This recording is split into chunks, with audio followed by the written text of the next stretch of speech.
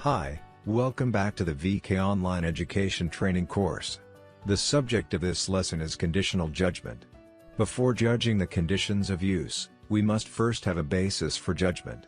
Usually we use flags or variables as conditional judgment. For example, we have a button called condition. There is a text label over there, then I will follow this flag whether it is on or off. Then we will change the contents of this text label. Suppose it is on now, then it will show power on. If it is off, then it will show power off. It is a simple logic concept. So how do we proceed? Next, we click the condition button that you see on the viewer. And then, you select the condition function on the below tab.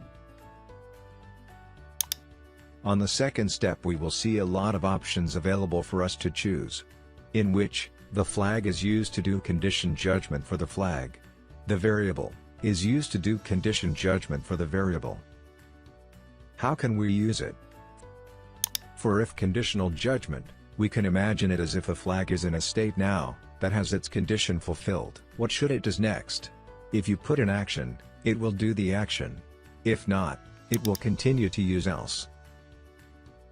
Then if you want to have many different conditions in the same place, there is another one, called Elsif.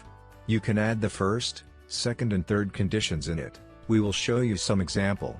Let's add the first, flag if. After adding it, I can focus on it and click on the conditions I want to judge. In the first part, I can choose which flag I'm going to judge. Then, we choose switch here and our conditional selection is on. The meaning is, at this time, if this state is on now, it will trigger the next action. Otherwise, the off state is doing another action. After this, the next thing we do is to change the text label. As we have mentioned earlier, we are using this function called change label. Let's change the content in the text label into this one. What needs special attention here is that, in this if condition, all our actions need to be performed using drag and drop. If I only use 2 clicks now, you will see that I added the change label function successfully. But, in fact, it is not included in this if conditional judgment. So, it is not covered by this if conditional judgment function. So, this is not the correct way to do it. If you do it this way, this button will always change the label into what we have set, without checking the condition.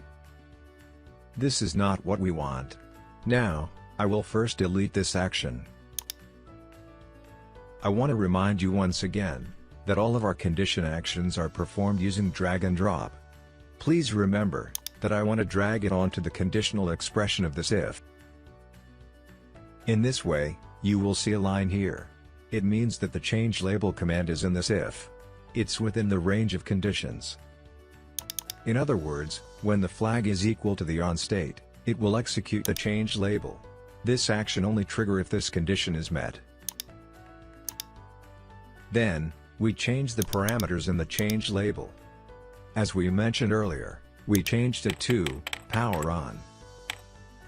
Well, the next situation is if it is equal to off state. Because the flag we use here has only 2 states, on or off, so we come back to this condition again, and we just use the else instruction. The same with if flag. Flag else also needs to use drag and drop. We drag into this if. Then you will see that if and else are connected by a line. It means that under the else, the action will be executed.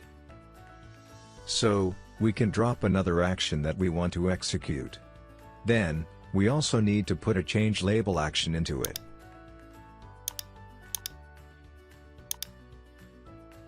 Okay, please remember that all our movements are done by dragging. And, the position I dragged and dropped, must be in the position I wanted to put the conditional place in. Next, I changed it to power off.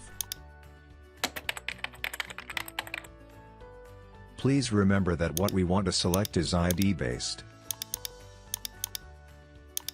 So, we can choose according to this ID. So, the choice here is this ID2 label.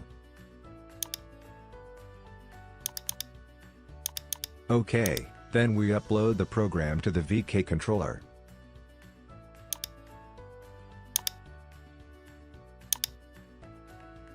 After uploading, we open the Windows viewer. Next, we come to the actual implementation. First, I press on. Then, I press this condition button. At this time, you will see the text label on the right becomes power on. Now, we are pressing off. Now, we press condition button again. The text label will now change into power off. This is the use of conditional judgment. The same reasoning is being used for the variable condition judgment. That's all for this lesson. Thank you for watching. See you in the next lesson.